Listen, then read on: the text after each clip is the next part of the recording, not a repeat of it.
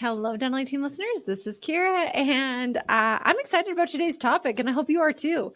Delegation. I feel like it's feels so hard. It feels like, what should I do? What should I delegate? What should I not delegate? And this is for like helping you get to multi-level success. So whatever your success level is, whatever you want it to be, delegation is a huge portion of leadership. And I feel like, especially in multi-practices, if you want to get to multi-practices, that's kind of how I'm going to highlight this today.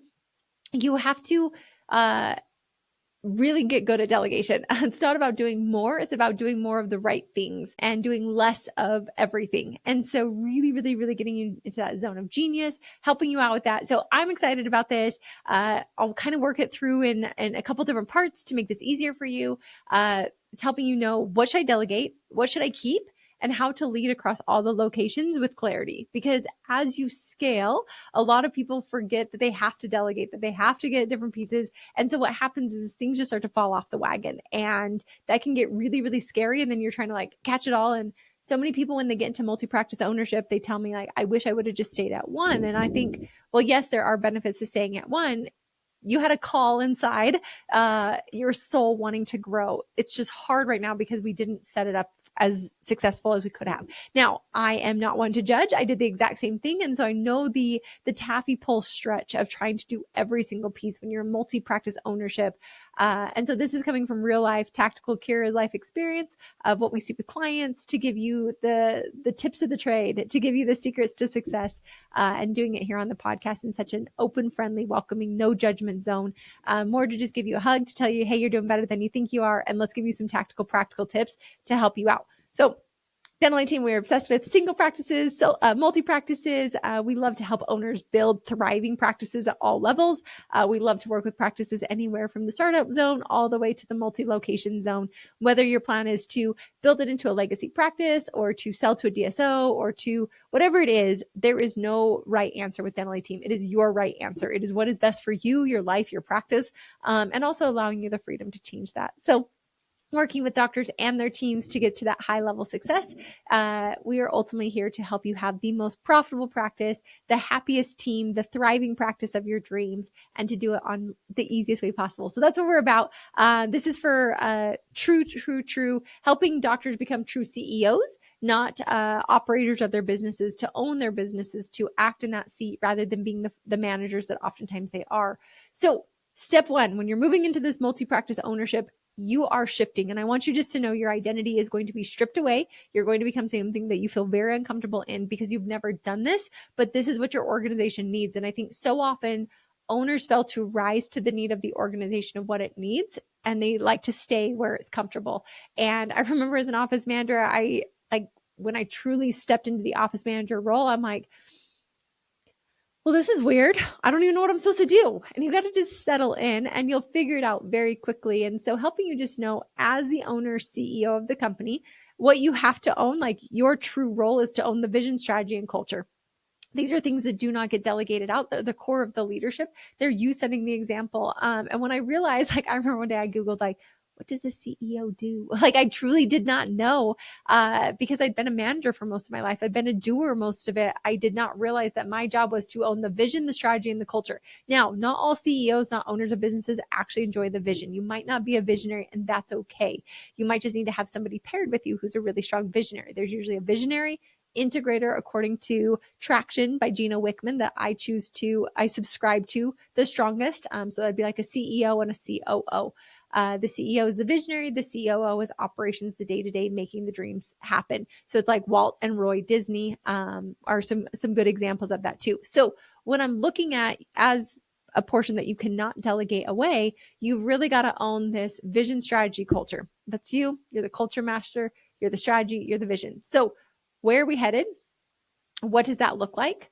What's our 12-month, what's our 3-year, what's our 10-year target? That can still be, you set the like framework, the team builds it into a full, complete picture. And then what's the culture that we want replicated across all the teams? So when we start to get that vision, strategy, and culture aligned, and owners don't delegate that, you then can bring in hires faster. You can have core values. You can have KPIs, like, because we know it's very clear. How do we act? what are we going towards, and then what are the things that we need to measure. So this is truly something that when I realized like that was my job and it was the bigger picture piece, there's other people that do the day to day. It felt awkward. I'm not gonna lie. Like I was like, oh, like I feel like I'm putting on a different t-shirt today, and like I don't even feel comfortable. Like I don't look good in yellow. Well, you might not look good in it, but this is what the organization needs, and nobody else is doing this besides you. So the question is, if you're in multi-practice ownership and you're in this ownership role, question one is, have I clearly communicated our vision? It's like, if Kiera or the dental team were to walk into my practice today and ask any team member, would they know the vision of our company? That should be a resounding yes. And if not, you have not communicated it enough and it has not been clear enough. Does your entire company know the core values and do they live them? And does every single practice know what their targets are for that practice and the KPIs they're tracking? It's a very simple way to ask yourself this. And I love to ask this, and I love to come to offices. If you were to ask any member of our team member, they would be able to tell you, yes, we know exactly what our core values are. We know what the mission is of our company. We also know where we're headed. Now, I think I could be a bit more clear of where I'm headed in the 3 and 10 year. My leadership team knows that a lot better. My core team knows where we're headed this year, what our core values are, and what the core values are of a company.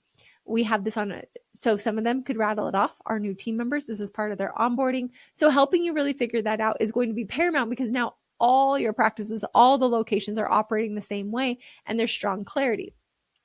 Step 2 is you're going to delegate operations for leaders. So this is kind of like the CEO versus the COO. So like realistically, owners of and like CEOs of DSOs and multi-practice ownership, you don't have to be a DSO for this. It can be it can be private still. I have a lot of private practices that are 3, 5, 10 locations. That's totally fine. You can do that, but you can't scale if you're still solving the supply issues and front desk drama and putting them. So you have to have a regional manager and a lead at each location. That's paramount. You need to have it. They need to have their KPIs and what they're tracking. They also need to know how to make decisions. Like, what's the decision framework and what do I have decision-making autonomy over at the office manager or regional manager level versus what needs to get approval. And then also we've got to have like training, not just tasks. So that way everybody has training of what do we need to do, and we have that set up consistently. So you teach your team and you have a set protocol and process of how to run huddles. Like a system to me is something that no matter who you are, where you come from, whether you've been with us for 1 day or 10 years, you should be able to do the same thing and get the same result. So a huddle should have a form that everybody follows. You can have it broken down. For me, I even have minutes next to it, like this part's 2 minutes, this part's 5 minutes. So it's a true 15-minute huddle for every single practice. Our one-on-ones have a set protocol of how do we do them, when are they run, and how often are they done, where are these things stored. We have a process of how we set up our rooms. We have a process of how we schedule all these things, and you start working on it. And doctors who are owners and visionaries might not be good at these processes. So you need a really good regional or really good office manager or really good operations next to you to help build all these things, so you do have confident leaders that are leading next to you. But this is everything that gets delegated out. And there's a doctor that I worked with who's actually really, really great at checklists and operations and building. And I said, that's fine, rock on. You got to pick which seat you want to be in. Do you want to be in the CEO visionary seat, or do you want to be in the operations seat? Both are fine. Both are on the table. Both are doable. And you could honestly do both super, super, super well. You just have to decide which one you want to do. And this doctor, 2 years later, sent me a message and they said, Kiera, I'm so glad you pushed me into that, because as much as I was trying to do both, I wasn't excelling in either. So they moved into the CEO visionary role. They hired an amazing assistant to them. They hired an amazing regional manager, and the practices are flourishing on multi-levels. And they have 7 locations now in their organization.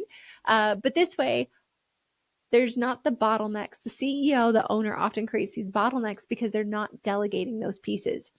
And then next up is going to be like, how do we actually systematize across the board all the locations? And so this is, again, like we've talked about it so many times, it's KPIs, having a dashboard and a scoreboard so you know how every practice is doing, having leadership meetings with agendas, and having communication that's very open amongst all practices. And then I do like a centralized training at least once a quarter, if not like once or twice a year. So that way all the teams in all the organization, I know this is a pain for people, but the more you get them all together, the more they realize that they're all on the same team. They're all there. But like, this is not you, owner. You're delegating these pieces. So you're delegating the reporting and the communication. So if you look at this, really, you're not delegating the culture. You're not delegating the vision.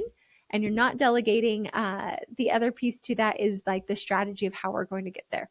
That's your world. That's what you're supposed to be doing. And then your job is to really rise up your leaders. But you are delegating operations, you are delegating systems, you are delegating meetings. Like there's so much to your job that you've been used to doing that you're delegating. And me going from an office manager to a business owner, sometimes it's easy for me to get stuck in management because that's where I feel comfortable. That's where I feel good.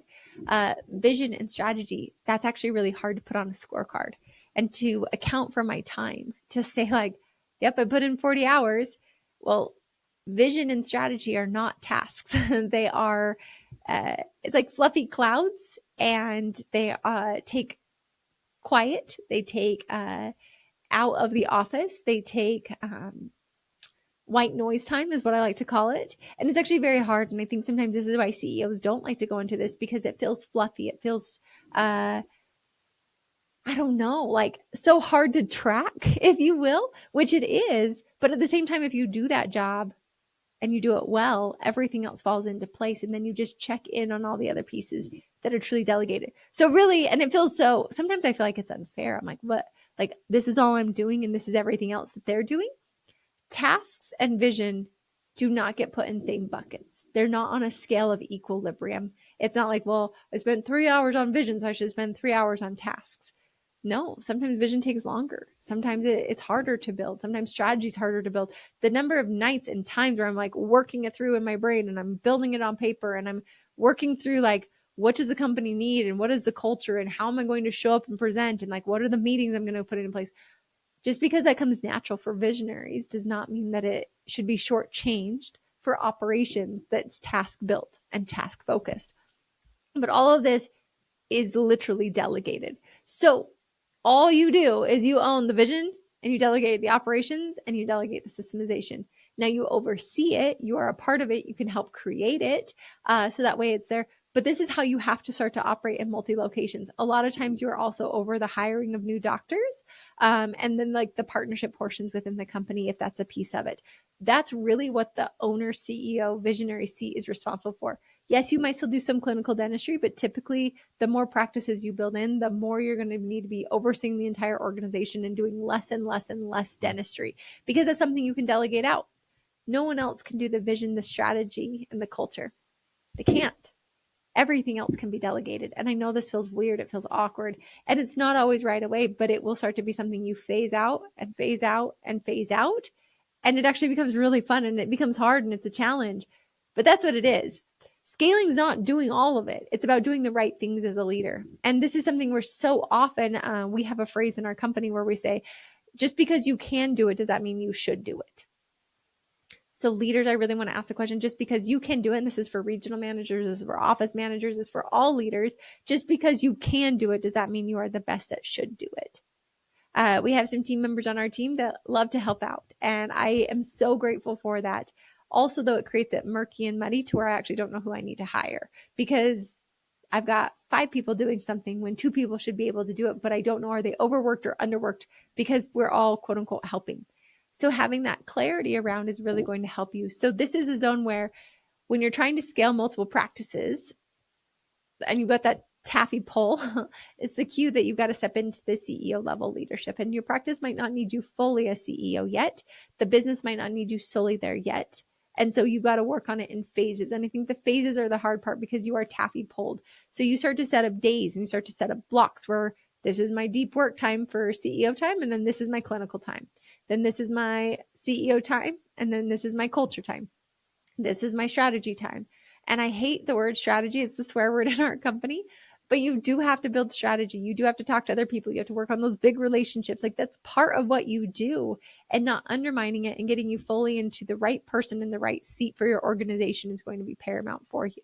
And it does take a lot of time. And if you're someone like me, I talk to think, I don't think to talk. So you might need somebody on the other side that works it through with you, whether that's a coach, whether that's a mentor, whether that's your manager, but being able to work through it so that way you're truly in that CEO seat. And so for this is strategic leadership. This is next level leadership. This isn't what you've been doing day in, day out, and it's for the next level. And so as you might even be a solo practitioner listening to the podcast today, helping you see, what do I need to become and how do I evolve into this? Who do I need on the team? What players do I need to have with me? Are all going to be paramount for you to get to this great success that you have. So for this, if you're scaling, you're stuck, you feel like you're doing it all, reach out. hello@thedelegating.com. This is what we do. Our job is to make it to be simple, to be easier for you, to be more fun for you, and all around to create the freedom and the growth that you need to be successful. You have to have the space to do this. That's paramount for you to be able to do it. And we're here to help you along the way. And as always, don't do this alone. You don't have to. And just because you're learning a new role, just like a lot of office managers are learning a new role, there's nothing wrong with that. We're here to help you. We're here to support you. You're not expected to know it all. So stop pretending like you need to and start to grow into the zones that you are truly great at. And as always, let us know how we can help you. Reach out, hello@thedelegating.com. Go to our website, thedelegating.com, book a call. Let's talk about it. Let's find your gaps. Let's give you some resources. No judgment, just massive momentum, massive clarity. And as always, thanks for listening. I'll catch you next time on the Delegating podcast.